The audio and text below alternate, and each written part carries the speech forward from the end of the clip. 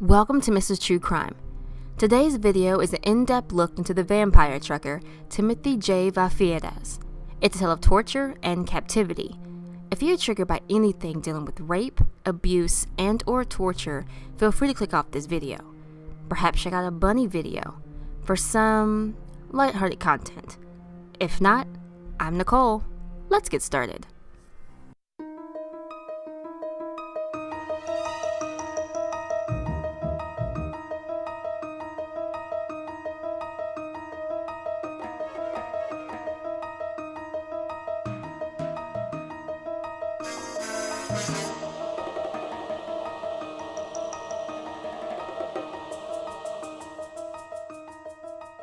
In Greek mythology, an Italian-born human named Ambrogio ventured to the city of Delphi. While there, he met and fell in love with a maiden named Selene. On his last night in the city, he asked for Selene's hand in marriage. She agreed, and the two were to meet at dawn the following day. Apollo, god of sun and prophecy, had too fallen in love with Selene, and that night cursed Ambrogio so that his skin would burn under the sun. Running to Hades, the two struck a deal. If Ambrogio could bring back Artemis, goddess of archery's silver bow, Hades would lift the curse. Leaving his soul behind, Ambrogio tricked Artemis into giving up her bow, and in turn, another curse was placed on him. This time, he couldn't touch silver without the metal burning his skin. Ambrogio begged for a second chance, saying he didn't have a choice. Taking pity, Artemis gave the young man great speed and strength with fangs to drain one's blood, as well as immortality. In the end, Ambrogio was no longer human, but what we know now as a vampire. Vampire mythology has been around for centuries, and modern fascination has created a cult following. Considered as, quote, real vampires, unquote, vampirism isn't to be confused as a fad or a religion. No. Those who take part in the community explain that they are, quote, biologically typical in almost all ways, except in how they get part of their nourishment from human and animal blood or by draining psychic energy or both, unquote. The awakening of one's craving manifests after puberty or following trauma. They don't always dress in black, nor do they randomly feed on others. They are tight-knit and compassionate towards one another. Media such as Twilight, Vampire Diaries, or Buffy aren't what the culture is about. Jay Vafeades is what may be considered a, quote, fashion vampire or poser, unquote. He wore prosthetic fangs, photoshopped images of himself with coffins, and named his trucking business Twilight Express after the popular series. Artificial fang designer Dash said, quote, I wouldn't even say it's necessary he associates himself with the vampire culture. The vampire scene, it's more of a fun thing. They tend not to commit felonies, unquote. Timothy was birthed from rape in 1960 and raised by his mother and stepfather. Though details are limited, his childhood was far from pleasant. He suffered physical and verbal abuse from his parents and, according to his sister, was never wanted nor loved by either. This neglect fueled him for a lifetime of abuse, rape, and torment. During the 1980s to the 1990s, Timothy would acquire numerous domestic violence convictions. Perhaps it was during his violent streaks that he realized the way to get what he wanted most was to dominate those around him.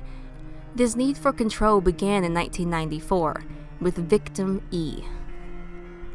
No characterizing details have been established about Victim E, nor have they been noted for any of the other women involved.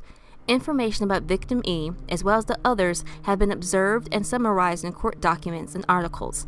Details, as far as the aftermath, are vague, if at all. What we know is that while attending a local college, Timothy and Victim E befriended and eventually began what she thought would be a growing romance. But on the first night the two were together, Timothy sexually assaulted her. At some point, the two agreed to live together, where the assaults took center stage every day. 4 years later, in 1998, Timothy met Victim F online shortly after she moved to the United States. He persuaded her with gifts over several months until finally convincing her to visit him in Florida. Once she stepped foot into his home, he sexually assaulted her. The 5'9", 163-pound man then either persuaded or forced her to marry him, where the sexual assaults happened routinely. How victims E and F left Timothy isn't known, nor is it understood if he remained married to victim F on paper. What is known is that in December of the same year, he was arrested once again for a domestic violence charge after throwing a woman on a bed and choking her in front of her 4 children. It's unknown if this woman is victim F or someone else. Yet Timothy's convictions didn't halt his life in any way. According to the Daily Beast, Vafeades was working as a nurse when he met and fell in love with Dana Platt. Dana's mother, who omitted her name from reports, claims that Timothy was sucking the soul from her daughter long before his name hit the media. A single mother of 2 daughters, ages 3 and 6, and dating a convicted domestic abuser didn't sit well with child welfare, who placed the children into protective custody with their grandmother. Dana was then ordered to keep her daughters away from Timothy. The order didn't last long. Labor Day weekend of 1999, Dana took her daughters from her mother's care and ventured with Timothy to what she said was a trip to see a relative in Arcadia. Dana's mother asked her not to take the children, to which Dana replied, quote, "They're my kids and I can do what I want with them," unquote. So, her mother impatiently waited for her daughter's return, but when she didn't, she called child welfare. They issued a court order, but it wouldn't reach the sheriff's office for a month. By this time, Dana, Timothy, and her 2 daughters were in the Midwest. Quote, "She called me and said, 'Ma, you were right. He's been hitting me,'" Dana's mom recalls. "I said, 'Get away from him.' She said, 'I can't. I have no money and nowhere to go,'" unquote. The 4 eventually arrive back in Florida, where Dana is arrested and serves 2 years for violating a court order. Though he violated his probation, Timothy is not arrested. During their road trip, the 2 wed in Idaho, and much like his marriage to victim F, it is unknown if he remains married to Dana on paper. Never to stay in one place too long, Timothy moves to Utah and embarks on a friendship with retail worker victim D in 2000 or 2001. Their relationship, for a time, is short-lived, and Timothy focuses his energy on crafting his vampire niche and building his trucking company. After 4 years, in June 2005, the 2 met again in Illinois, where he persuades her to join him on his truck. Their agreement was to spend time on the road for a week and a half, but that quickly changes. Exercising his control, Timothy insulted and belittled her until eventually beating her. Engulfed in his vampire culture, Timothy wore what he called, quote, "slave bracelets," unquote, that he'd attack her with if she was insubordinate. When the bracelets didn't work, or he grew tired of them, he switched to beating her with belts. He continued his reign by controlling every aspect of her life. Her diet, her eye contact, her hygiene, her overall appearance was operated and monitored by Timothy. She wasn't allowed to look at anyone, especially men, and if she did, or if he thought she did, he would aggressively force her to lie naked on his trucker's bed and beat her. Victim D wasn't allowed to bathe or use public restrooms.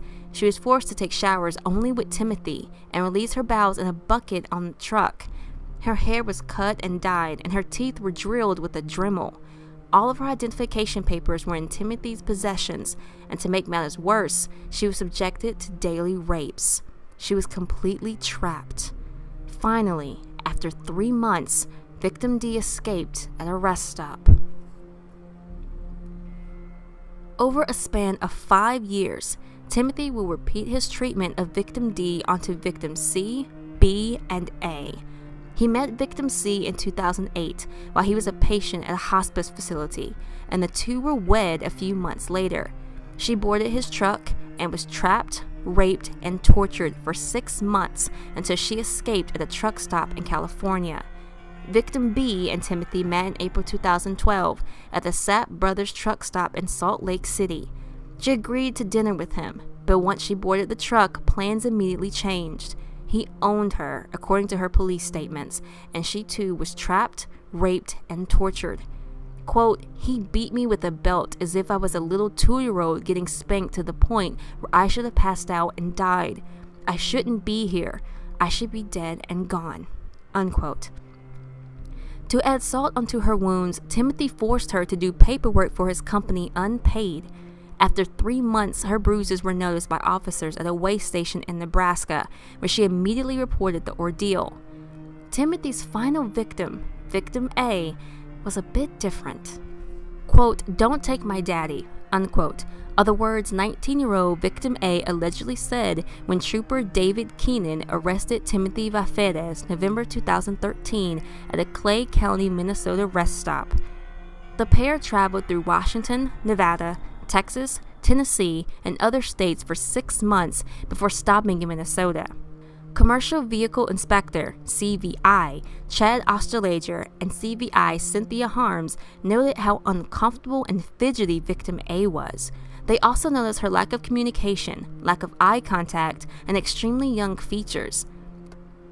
CVI Chad ran a routine check on Vafeades and encountered a, quote, "limited extradition warrant out of Florida," unquote, and that there was a protective order against him.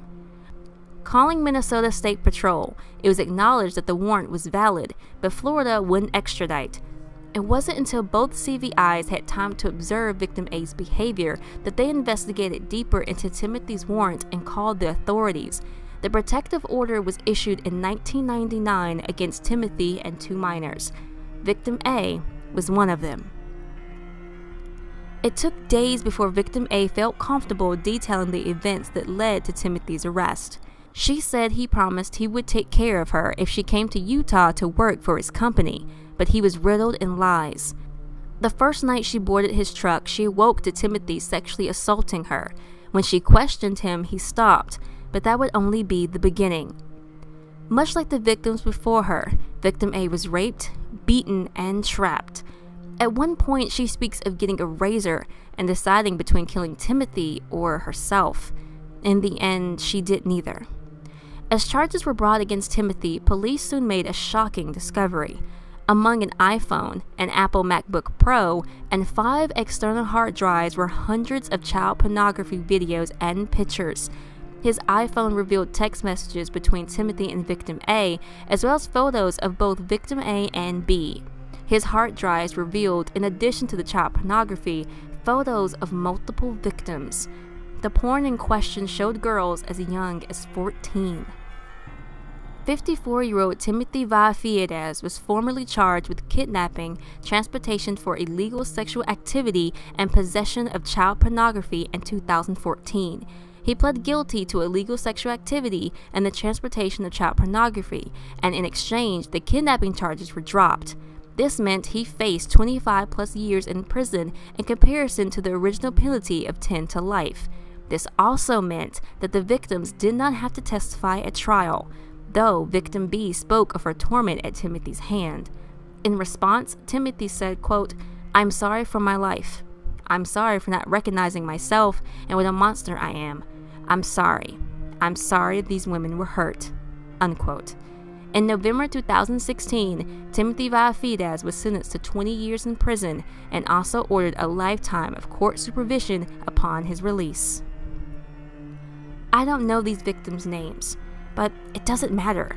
They were regular people. They were a teenager, a retail worker, a hospice nurse, or a patient. They were sisters, mothers, and daughters. One wanted work.